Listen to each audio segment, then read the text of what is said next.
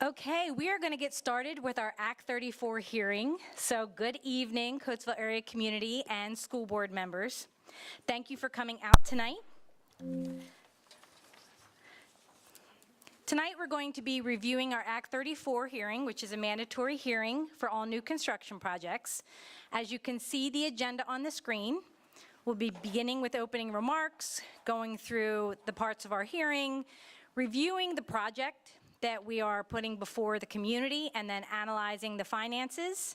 There will be time for public comment for community taxpayers, and then we will adjourn and move forward into our regular school board meeting. So, thank you for coming tonight. We will discuss the new elementary school plan for the South Brandywine Elementary site. We will review the details of the project, the needs for the construction, the options considered, and of course, as stated before, the finances. We'll begin now with our hearing duly constituted by our solicitor, Mr. Justin Barbetta. Thank you, Dr. Van Voren. Good evening, everyone. My name is Justin Barbetta. I am one of the district solicitors or attorneys. This is the Act 34 hearing, as Dr. Van Voren just mentioned. The reason we have to have this is embedded in the school code at section 701.1. As Mr. Schrader referenced at a prior meeting in May, this section of the school code is also sometimes called the Taj Mahal Act. And essentially what that section of the code does is it lays out different checks and balances that need to be satisfied in order for a school district to move forward with a significant construction project such as this. So really the purpose of this hearing is twofold. Primarily, we're going to be creating a transcript to memorialize everything that's said and presented here this evening. You'll see there's a court reporter sitting to my right, and she's taking down everything that folks are going to say. There are booklets available that speak to the presentation and the project. They include an agenda in the order of events that Dr. Van Voren just mentioned. They are available if folks would like to pick copies up and follow along.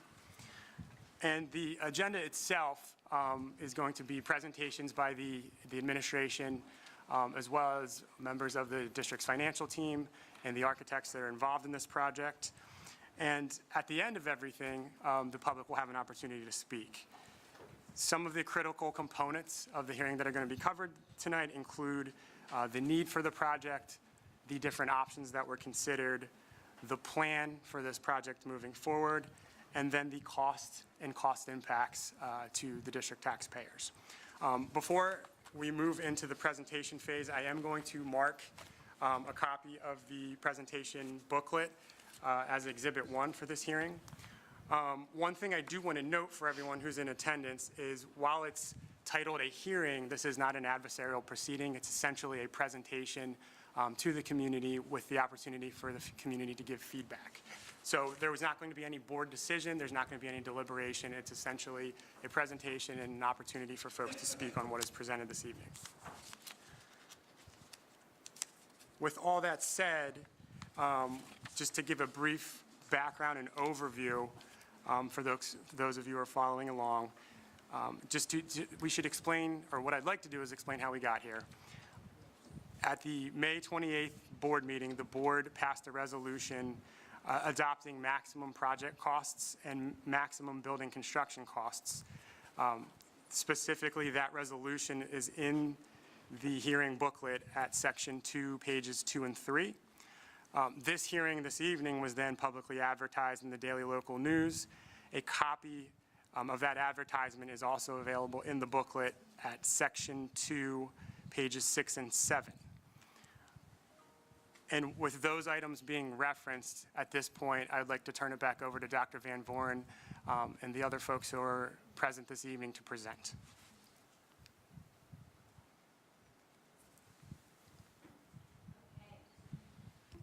All right, we will move on to our project history and need for construction. So, in 2017, this project began. It was called the Master Facilities Planning. So what happened is that the school district, as well as various stakeholders across the community, got together and started to discuss our current facilities and what needed to be done to bring them up to code.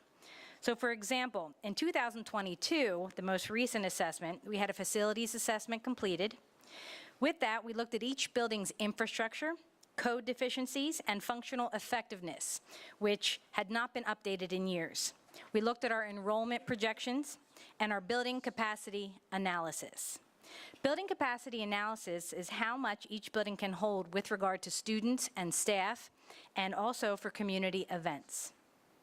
Within our planning options, we first took a look at the state of our buildings.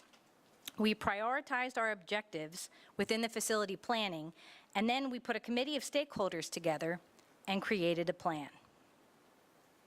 Here, you'll see the updated 2028 projected enrollments. There is a minor increase over the years. However, we are seeing an uptick in comparison to this across our elementary levels.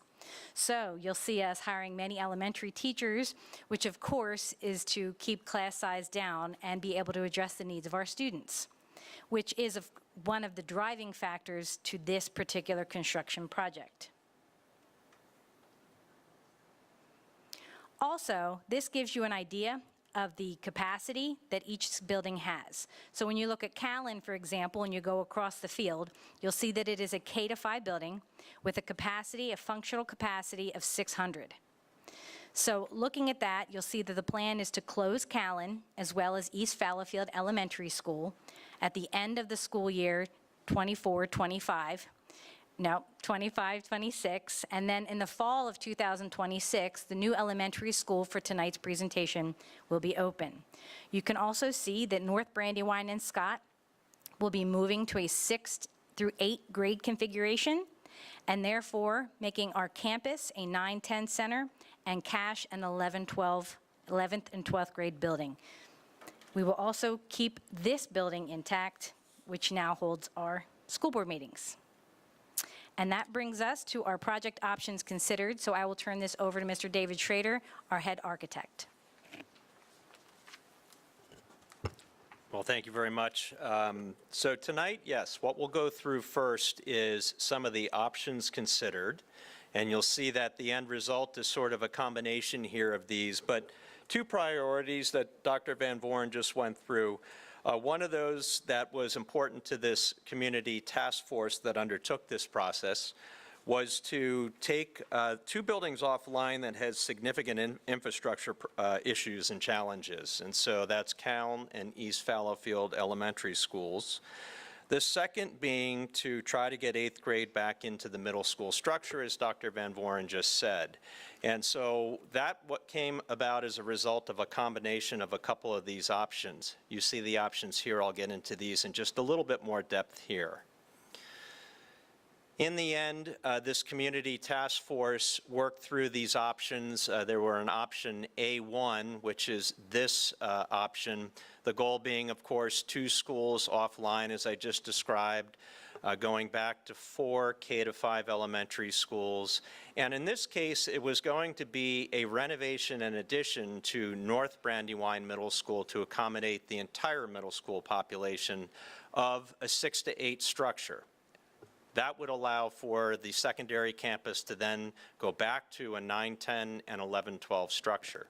You can see the pros and cons that the organization or the committee came up with as they went through this process. There was an option called A2, which did something very similar to option A1. The exception here was to build a new large North Brandywine Middle School and demolish the existing North Brandywine Middle School. And again, you can see the pros and cons that the committee came up with over the time that they were visiting and revisiting these options. There was an option B, which suggested that perhaps there might be a 6 to 12 campus. In this case, there were 3 schools that might have been taken offline, 4 K-5 elementary schools in the end. And what would have happened was you would have ended up with a 6 to 8 middle school on the secondary campus and a 9 to 12 high school campus. Likely there would have been some additions to the 2 buildings that you currently have on the secondary campus, but ultimately you can see the pros and the cons. Many of the cons ended up being that amount of grade structure on one campus, as an example. Finally, there was option C, which was 2 middle schools, and the question was where to put those 2 middle schools. In this case, it was going to be building a new elementary school, and the decision had to be made as to where that elementary school might go, and additions and renovations at this point at 2 middle schools. So the district knows at this point in time, as Dr. Van Voren just stated, that the goal is to have 2 smaller 6 to 8 middle schools.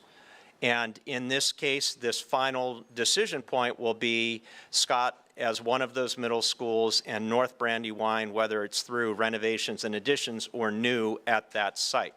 And in the end, the goal that the district is working towards is ultimately a new middle school at the North Brandywine site. And as folks who followed this in the past have seen, there will be an addition to the current North Brandywine to accommodate this rollover of students as we transition the 8th graders out of the high school campus. In the end, the final decision is what I just described, so it's kind of a hybrid of that last option. And ultimately, to accommodate the Calne and East Fallowfield elementary school populations, the goal will be to build a new facility at the South Brandywine South Brandywine Middle School site to accommodate that population. And so the Act 34 hearing this evening is for that new elementary school at South Brandywine. This is not for any of the middle school options. The actual Act 34 hearing is only for the new building at South Brandywine campus.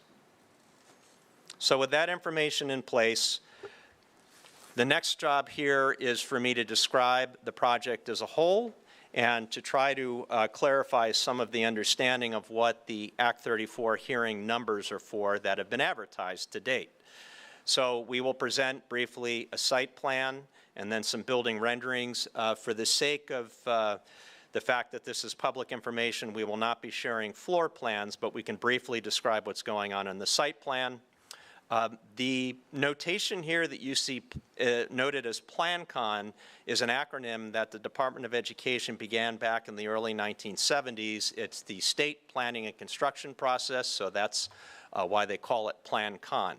So we're going to briefly describe what is called a room schedule, then a maximum project cost, then the Act 34 building construction cost, and finally something called the aggregate building expenditure standard, which is a state test to make sure that you've not exceeded what was described earlier as the Taj Mahal Act. So that's what all of this ultimately is about.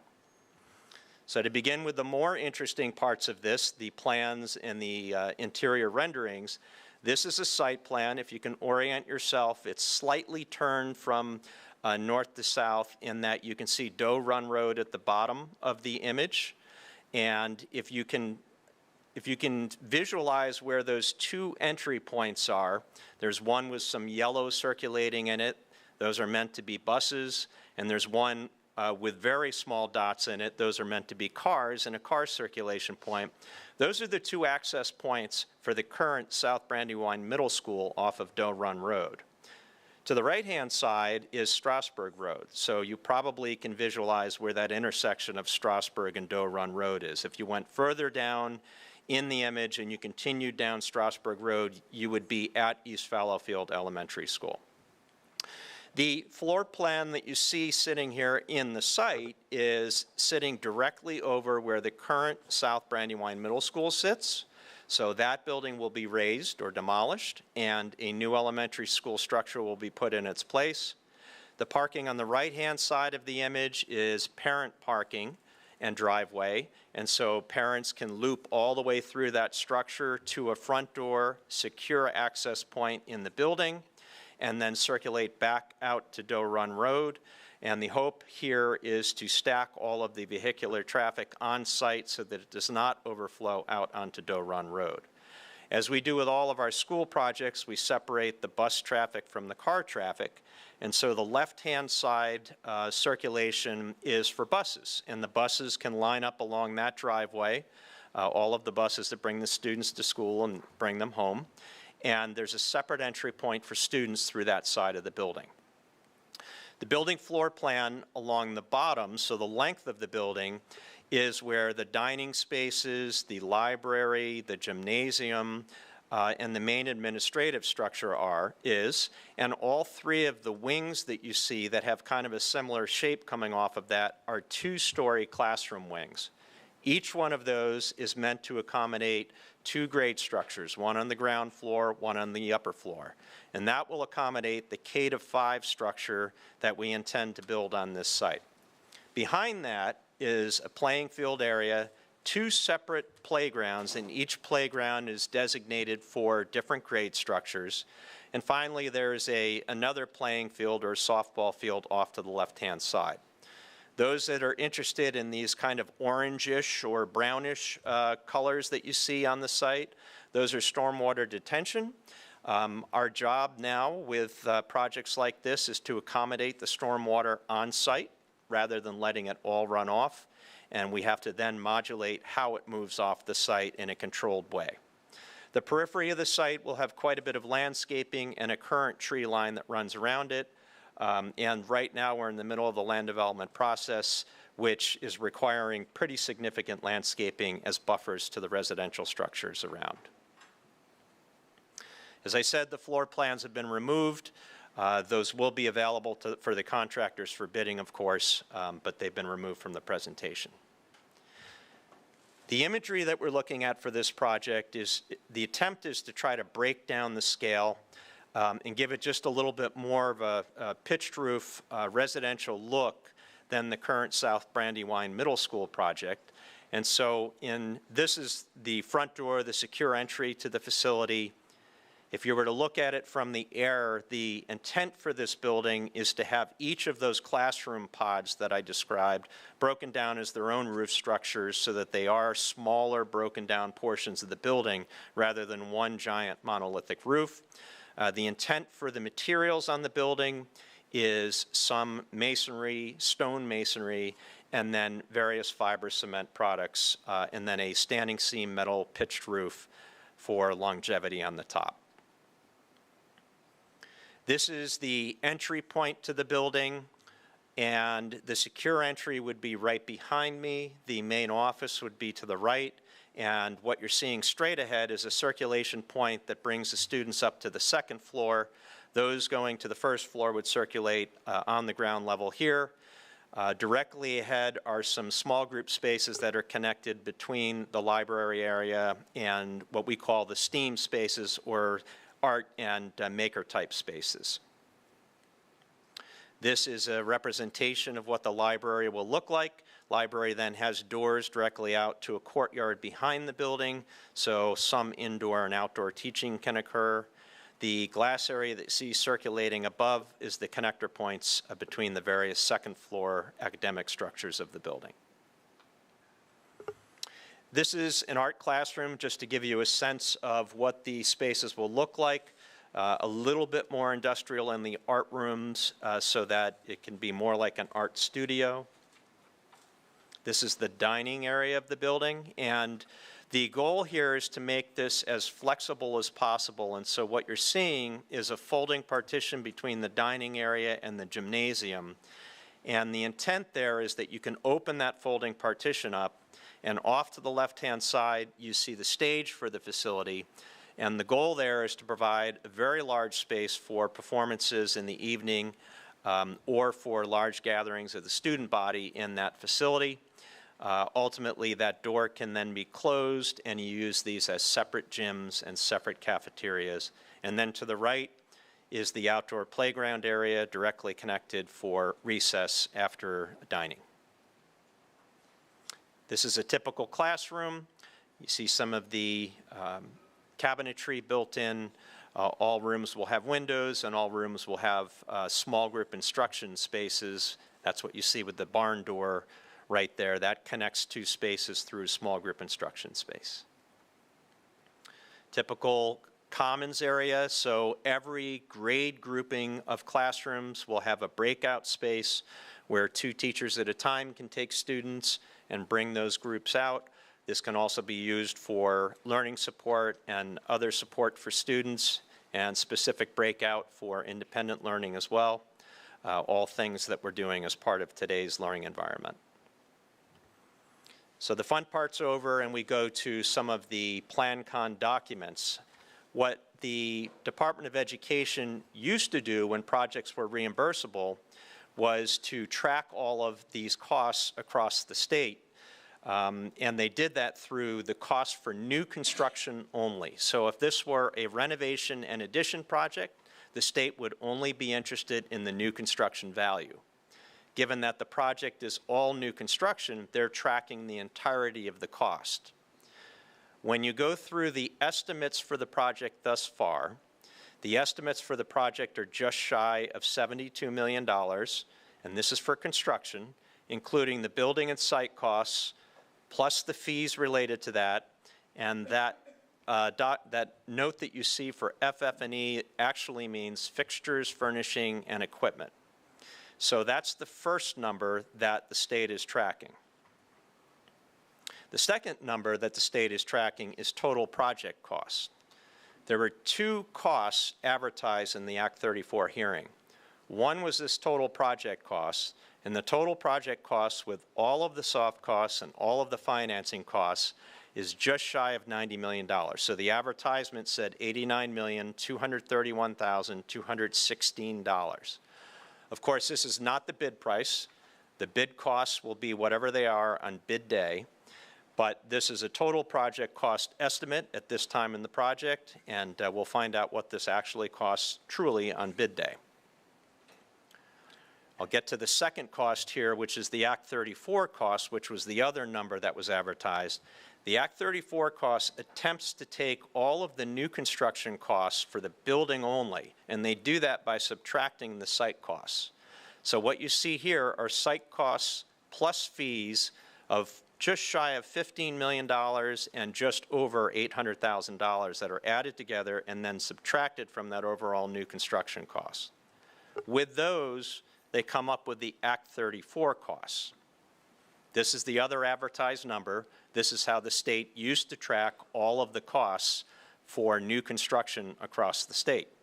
So this would have been submitted to the Department of Education in days when reimbursement was available, and the state would have used these numbers to follow and to track your district's expenditures on new construction versus other districts' expenditures.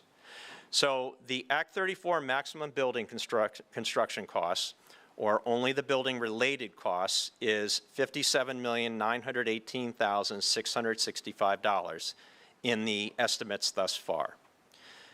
You as a district are allowed to exceed that cost on bid day by 8%. If you were to exceed that number of, as you see here, $62,552,158 for the new construction values, a second Act 34 hearing similar to this would need to be held. There's one more test, and that test is your Act 34 costs against a calculated value that the state is using a per pupil expenditure value on, and making sure that your Act 34 cost does not exceed that.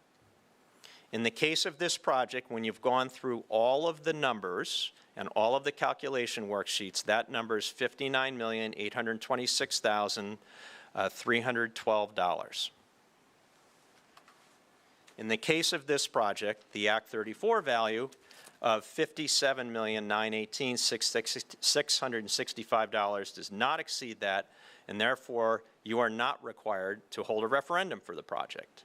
So those are the two values that the state is tracking as they go forth here. And we will follow this through bid day and make sure that none of these numbers are exceeded. So that concludes the portions describing the building and describing the Plan-Con numbers. All of those will be used by the bond underwriters to describe the analysis of financing alternatives. Thank you.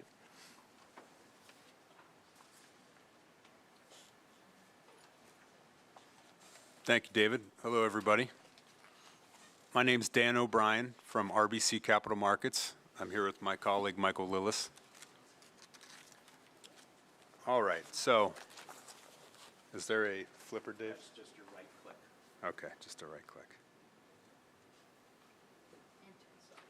I got it. Yep, there it is. This guy right here. Oh, this one, okay. Okay.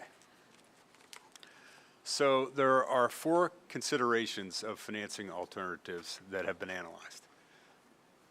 either the district utilizing cash or short-term bank loan, or three types of different bond issues: a general obligation bond issue, an issue through a local authority, or an issue through an entity called the State Public School Building Authority.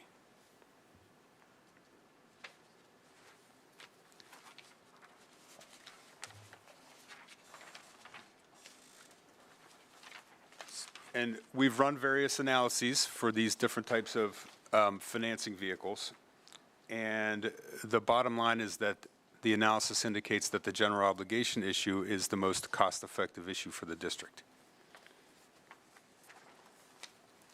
And I'll note that the way that we ran each analysis is based on a certain debt structure, where the district is taking the new debt and wrapping it around the existing debt of the school district.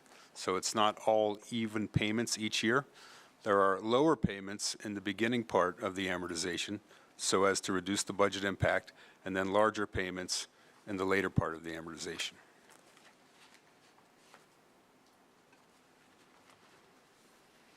As David noted, unfortunately, the project's not PlanCon eligible and won't receive any state reimbursement. The PlanCon is under a moratorium right now, so there are no new projects receiving state reimbursement. Okay. So this is a comparison of the three types of bond issues. The idea of the district utilizing cash or a short-term bank loan to fund this scale, this type, and this large of a project was not practical, which leaves the three bond issue options. The bottom line is on the bottom, which is the average annual debt service, or the amount that the district will pay on a yearly basis in debt service. So as you can see, the first column for general obligation is the lowest of the three, 8.818 versus for a local authority or for the State Public School Building Authority around 8.234. So not an enormous difference, but there is a difference. And the other thing to note is that a general obligation issue involves the least amount of administrative burden. And this is, again, to fund the same amount in the project size and based on the same type of debt structure. Okay, I'll turn it over to Mike to discuss more specifically the millage impact and more info about the actual debt service. Thank you. So on this next page is a description of how we arrive at the debt service in the budget, or otherwise known as the millage impact to the taxpayers. So rather than going through that, I think it's easier just to show you the bottom line of what the impact is to the district. So what we're showing here ultimately is what that budget impact will be and what the increase or millage impact increase would be each year. So starting on the far left column, we're showing the impact by fiscal years, starting with last fiscal year and going all the way out to fiscal year 2028. Now, the bond to finance this project actually goes out to fiscal year 2040, but the increase to the taxpayers stops at fiscal year 2028. So the next column is the annual debt service. The next column, we're showing the same amount of debt service, but normally when there was state reimbursement, we would net out that estimated reimbursement. So the last column is the most meaningful one to you all here.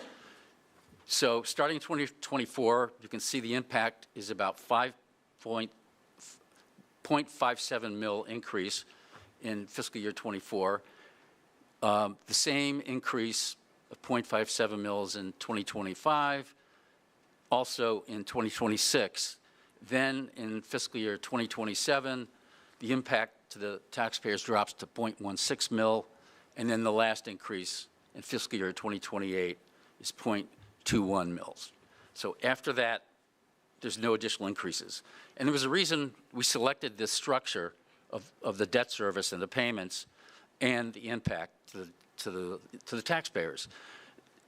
The goal was to try and phase in the impact so it's easier for taxpayers to absorb that increase, as opposed to having the increase in 1 year for the entire amount of millage.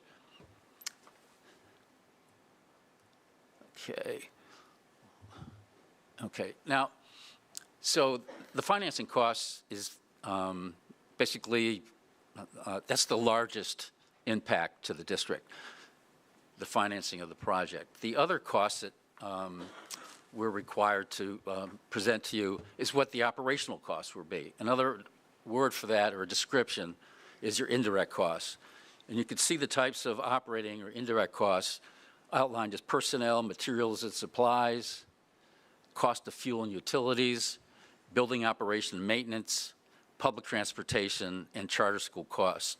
You know, we're happy to be able to tell you tonight that there's no estimated increase in costs, the operating costs for this project. The only operating costs that we're unsure of at this point is there any additional costs related to charter school enrollment. So because the occupancy of this new elementary school replacing the two old elementary schools or closed elementary schools is about the same, that's why there's no real impact expected to the taxpayers. This page actually, it's just a more detailed version of what we just presented, but just to point you to the numbers that we just showed you, the most important, column 8, where you see the annual millage impact. Those were the annual impacts that we shared with you. One thing we're showing here is the total impact over these 6 years or 5 years of impact. It's a total of 2.08 mils. Excuse me, it's 6 years, not 5 years. So that really concludes our part of the presentation.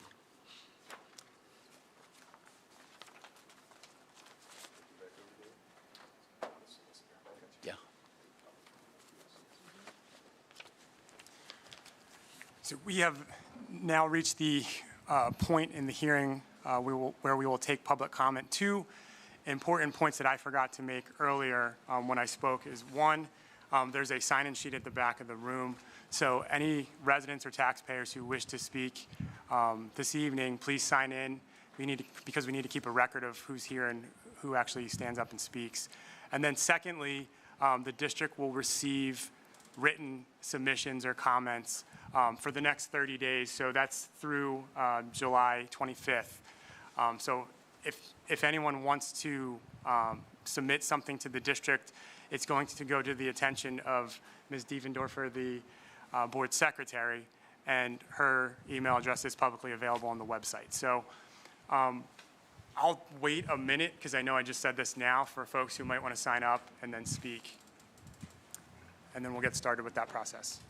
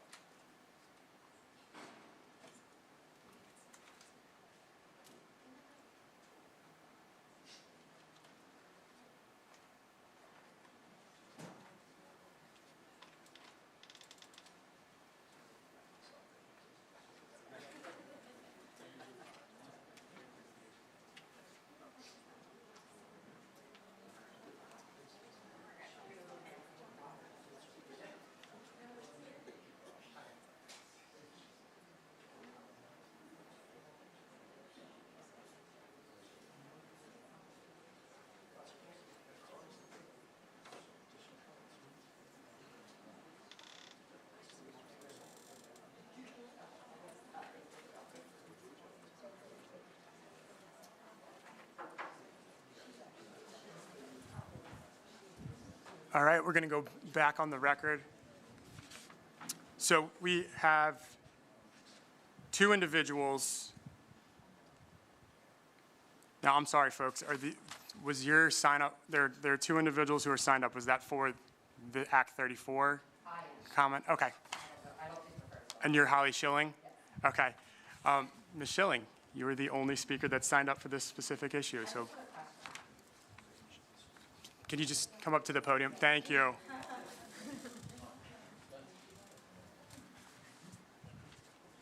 Hello, I have 2 children right now at East Fallowfield, soon to be 3 children, and really this is Not a big deal. I just want to know, are the teachers staying together?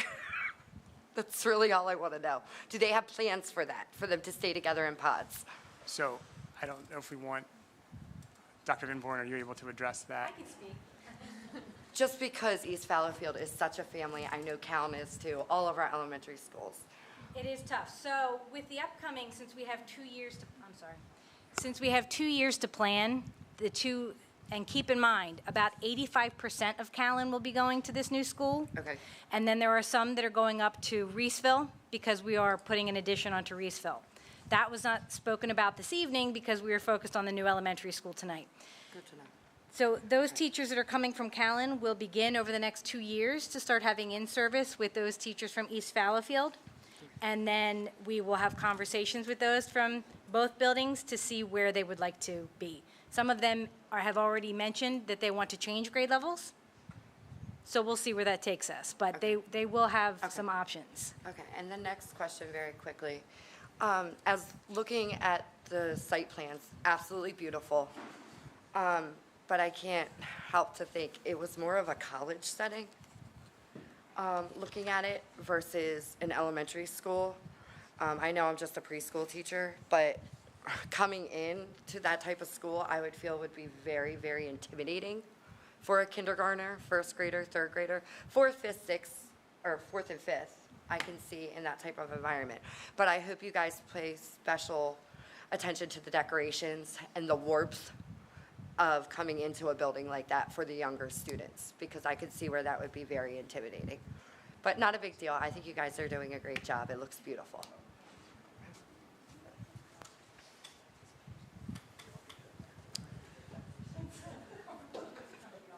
And just quickly, a reaction, because that's an important point. Superintendent and I have just spoken. The building's intended to accommodate 750 students, and each of those clusters is broken down to 125 students each. So the goal of the building is to make very small schools within a school setting. We understand that that's a larger population than the two other buildings are, but we think that by the time everybody sees how these grade structures work, that they'll feel like small schools all integrated into one structure. So hopefully that helps a little bit. Yeah.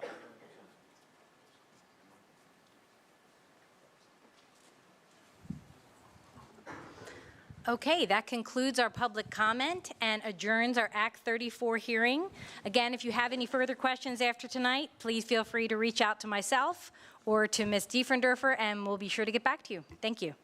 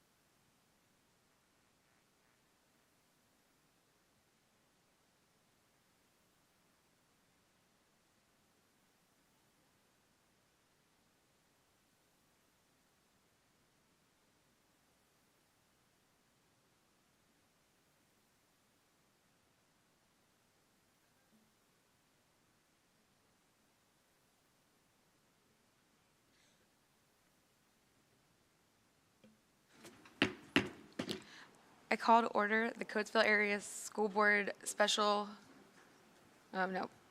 Board meeting scheduled for June 25th, 2024. The mission of the Coatesville Area School District, rich in diversity and committed to excellence, is to create innovative educational experiences which are funded by the taxpayers, supported by the community, delivered by dedicated teachers and administrators, to ensure all students will become responsible, contributing global citizens.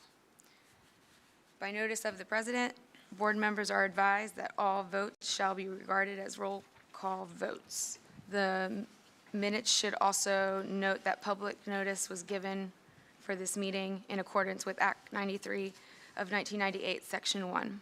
School board meeting shall proceed in accordance with school board policy. Madam Secretary, please call the roll. Larry Here. Steve Wilson, Excused. Holly Charest, Here. Shauna Maxwell, Here. Liz Muirhead, Here. Donna Rowland, Here. Robin Seagreaves, Here. Jennifer Schott, Excused. Elgin Bailey. Here.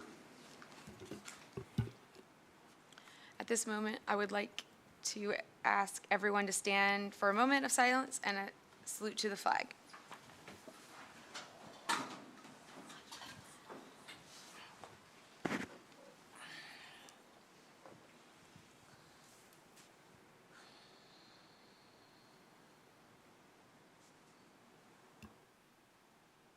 I pledge allegiance to the flag of the United States of America and to the republic for which it stands, one nation, under God, indivisible, with liberty and justice for all.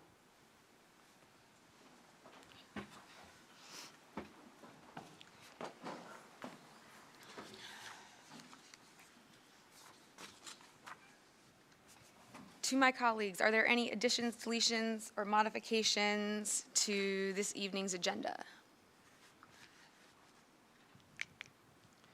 All right, public comment. The board has requested all persons making comments on agenda items to list their name, address, telephone number, and motion item on the sheet provided. There is a 3-minute limit per person. The board does not take action or discuss items not appearing on the agenda.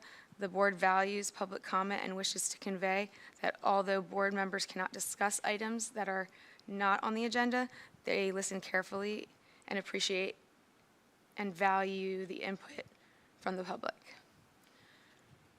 Do you have the list? Did you give it back? Okay.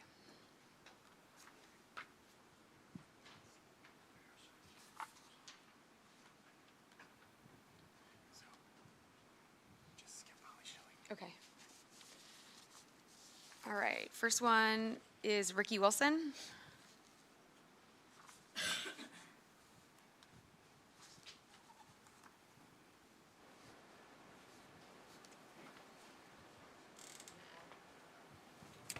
Good evening.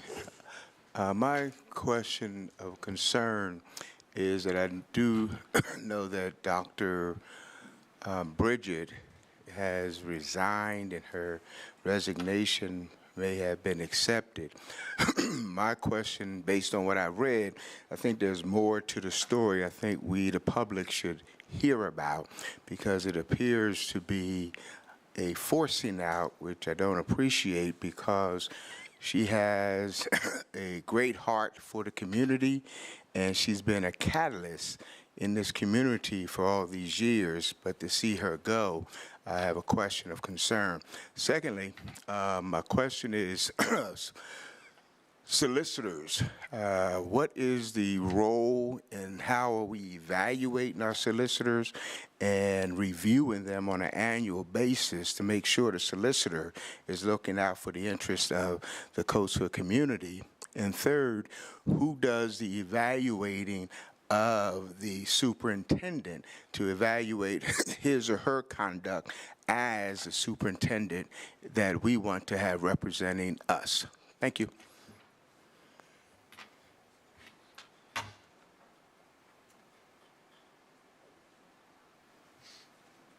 Thank you, Mr. Wilson. Next up is Robin Miller. Hello. I just wanted to touch base on a couple of items of concern. For I've lived in the Coatesville area school district for years, all my life pretty much.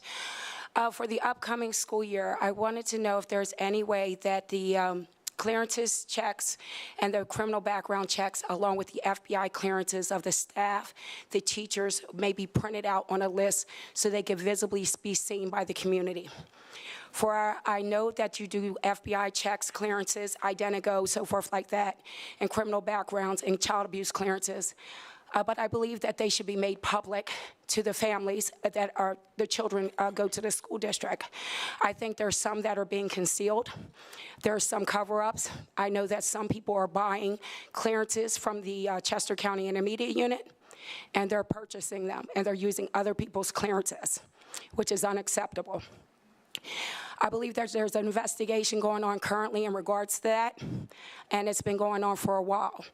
I'm asking that in the future that all clearances and the FBI clearances, Identigo fingerprinting, letting us know that people have passed their actual clearances and they're matched with the name of those who are requesting those clearances. Criminal background, child abuse clearances, along with fingerprinting, so that we as a community, along with everyone in education, know who we're clearly working with, and our families and our kids and our grandchildren are working with on a daily basis. Also, there is some concern that it's been overlooked as some of the members of school board may in fact be known about some of this that has been going on.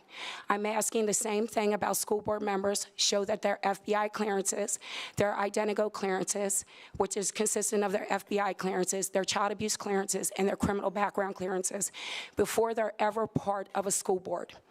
You are part of the representation of the families because you are advocating for the students along with the staff, and it needs to be shown clearly that you have passed your clearances and that you have not been accused of, not so much accused of because the accusations are what they are as when in education, but when they're founded and they're hidden, that's a problem.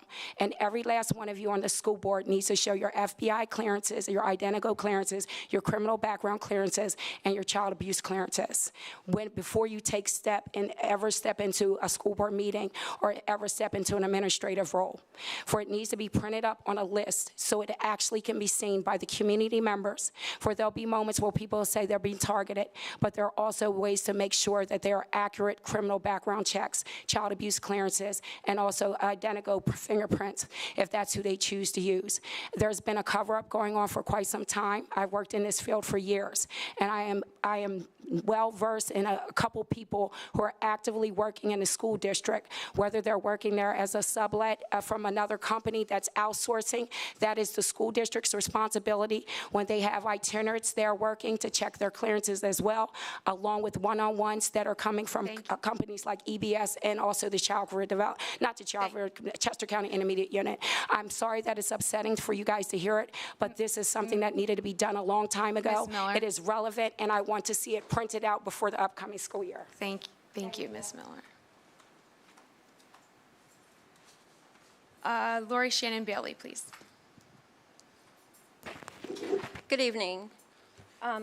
My first question is on page 23. It's the Operations Committee, the Riverside Technologies Casebook Chromebooks. I'd like to know how are you all going, or how the administration is going to distribute the 1,000 Chromebooks that you're going to purchase, considering the fact that we have more than 1,000 students. What is the formula that you will be using? How will you determine which student gets a Chromebook and which student will not get a Chromebook? Keeping in mind that we do have students in the district that do not have parental and guardian support. I will be sending an email because, as you all know, I support students in the district that have little or no support at home. My next question has to do with the resignations. We are still continuing to have teachers leave the school district, 14, I believe, that are non-retirements. Are you implementing exit interviews? It would be nice to know why we're having so many teachers leave. If you're not having exit exit interviews, why not? And I highly encourage you to start implementing those so we get a feel for why teachers are leaving. As you all know, we need teachers who will make a commitment to stay in our district. I think for the first time since I have been following our finances as a taxpayer of over 30 years, I'm seeing 10 pages of scholarships. I wish I could have a scholarship in my name. Are we being reimbursed for these scholarships? I've never seen this before. I'm really interested as to why we as taxpayers are now having to pay. I mean, these are bills to be approved. I'd like to know how is it that we have given students now, girls lacrosse, $50, the Family and Consumer Services, David Biffin Memorial Scholarships, Harry O. McMullen. Again, I'll be sending an email so that I can get some additional information about that. I think that's all I have right now. Thank you. Thank you. All right. Approval of the minutes. The Board of School Directors approves the minutes for, okay, for May 28th, 2024 business meeting and the June 11th, 2024 special board meeting, subject to any additions, deletions, modifications, or clarifications. Call for the motion. Motion. Second. Any questions, comments, or discussion? Are we voting for both of them together, or are we voting for? Yes. Okay. All right, I would like to call for a vote. Liz Muirhead, Yes. Elgin Bailey, Yes. Robin Seagreaves, Yes. Shauna Maxwell, Yes. Holly Charez, Abstain. Leon Yacco, Yes. Donna Rowland. Yes. Motion approved.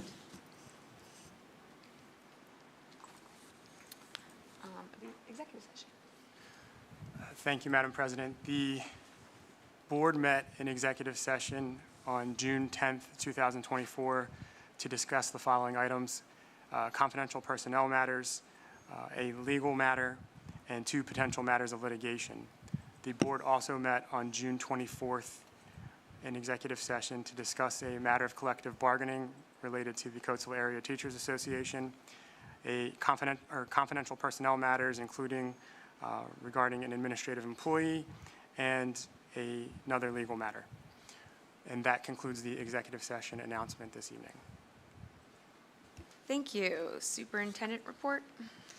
Good evening, members of the school board, faculty, parents, and community members. As we reach the end of another successful school year, I want to extend my heartfelt gratitude to our students, parents, teachers, and staff for their unwavering support and dedication.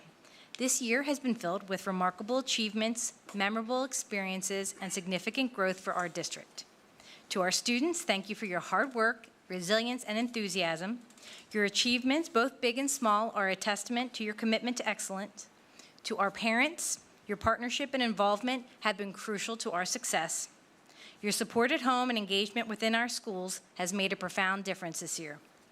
To our teachers and staff, your dedication and creativity and compassion have been the driving force behind our students' accomplishments. You have gone above and beyond to ensure a nurturing and stimulating learning environment, and for that, we are incredibly grateful. As we close this school year, I encourage everyone to take time to relax and rejuvenate over the summer break.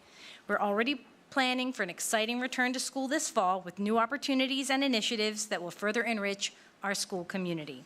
Thank you once again for being an essential part of our school family. We look forward to welcoming you back in the fall, refreshed and ready for another outstanding year. Just an announcement that our next school board meeting will be held on July 23rd. Moving from there, we will continue on into our committee meetings in August, on August 13th, followed by a business meeting in August 27th. Thank you. Thank you, Dr. Van Voorn.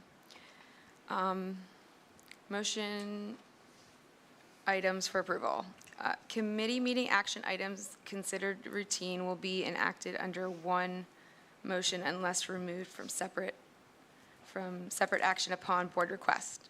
The purpose of the consolidated motion is to expedite governing board action on all consent items, which are now not held for discussion. Items that have been held for discussion by the governing board will be enacted upon at the time the item is discussed. So I would like to pull from finance letter A, letter G, letter T,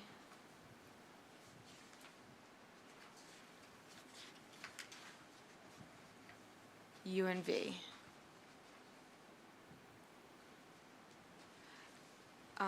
That's it for me.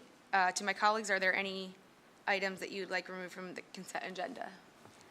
I'd also like to remove letter S from Finance Committee, just because I like to pull things that didn't go through committee. Yeah, perfect. Are there more in other? I didn't check. No. No, that's fine. Any other committee chairs? No. Nope, all right. Awesome. Okay.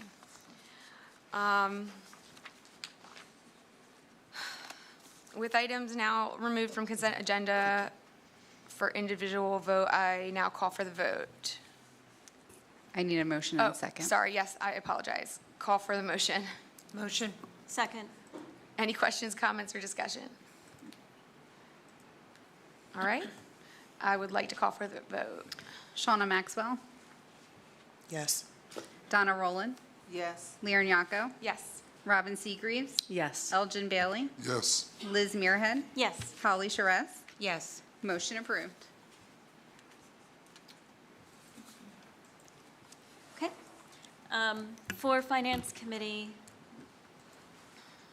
moving on to item A, that the Board of School Directors approve the financial statements, bills payable list as presented. Can I have a motion? Motion. Second. Thank you. Before I consider any input or questions from the board, I'm wondering, Lori, would you be able to explain the scholarship fund and why we see budget transfers in June of every year for that? Yeah, so we do have scholarships set up at the high school that are donations that are given to our district from community members or, different organizations could also donate to us. So that's why you will see transfers. We will make the checks out of the general fund, but move the funds from the scholarship fund into the general fund and back and forth based on those donations. And doing that, I believe, helps us ensure that the students receive the appropriate scholarships That is they were correct. awarded. Yes. Okay, thank you. You're welcome. Any other questions or comments on the financial statements? Okay. Call for the vote. Holly Charez, Abstain. Robin Seagreaves, Yes. Donna Rowland, Yes. Elgin Bailey, Yes. Liz Muirhead, Yes. Leon Yacco, Yes. Shauna Maxwell. Yes. Motion approved. Okay, next item. If I may. Yes, you may. I believe Mr. Bailey would like to readdress his vote on item A. Okay, Abstain. thank you. Thank you. Moving on to item G, the CCIU Marketplace Services Contract, that the Board of School Directors approve the 2024-2025 contract agreement with the Chester County Intermediate Unit to participate in its marketplace programs at the most recently adopted marketplace price schedule from July 1st, 2024 to June 30th, 2025, as presented. Do I have a motion? Motion. Second. It's been moved and seconded. Any questions or comments on this item? Call for the vote. Elgin Bailey, Abstain. Liz Muirhead, Yes. Donna Rowland, Yes. Shauna Maxwell, Yes. Holly Charez, Yes. Robin Seagreaves, Yes. Leon Yacco. Yes. Motion approved. Letter S, Release and Settlement Agreement, Employee 14613. that the Board of School Directors approve the confidential release and settlement agreement for employee 14613 as presented. Do I have a motion? Motion? Second. Any questions or comments? Personnel issue we can't discuss. You're right. Call for the vote. Shauna Maxwell, Yes. Lear Nyako, Yes. Elgin Bailey, Yes. Donna Rowland, Yes. Holly Charess, Yes. Robin Seagreaves, Yes. Liz Muirhead. Yes. Motion approved. Okay. Item T, board approval of superintendent authorization.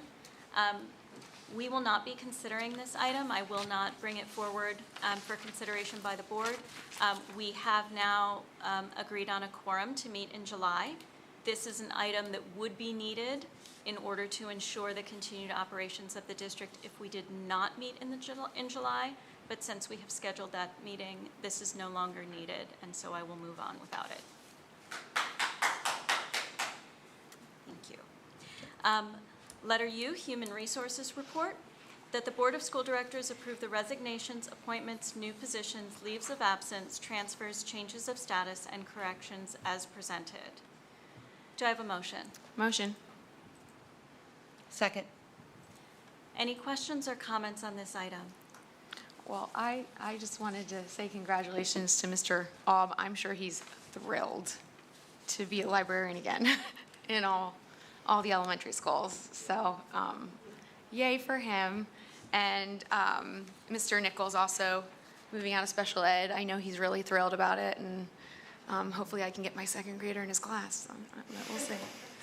We'll see.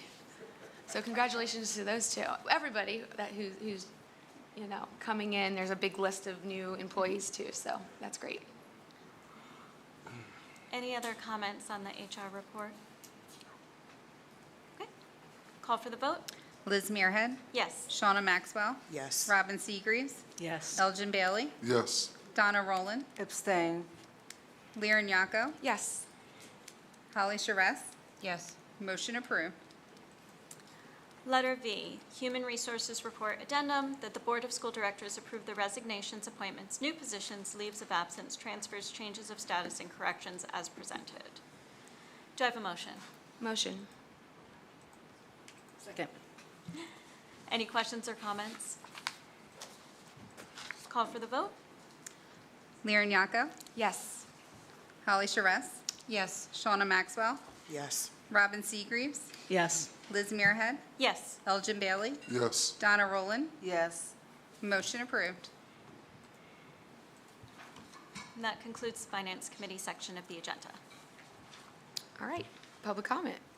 The board has requested that all persons making comments of public concern list their name, address, telephone number, and topic on the sheet provided. There is a 3-minute time per person. This may not be yielded to any other speaker.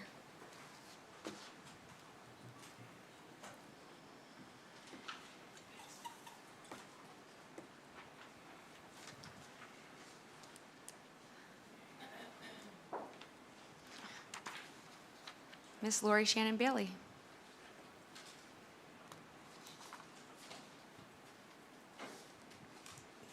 Good evening. I did hear our superintendent's interview on NPR last week talking about our water system.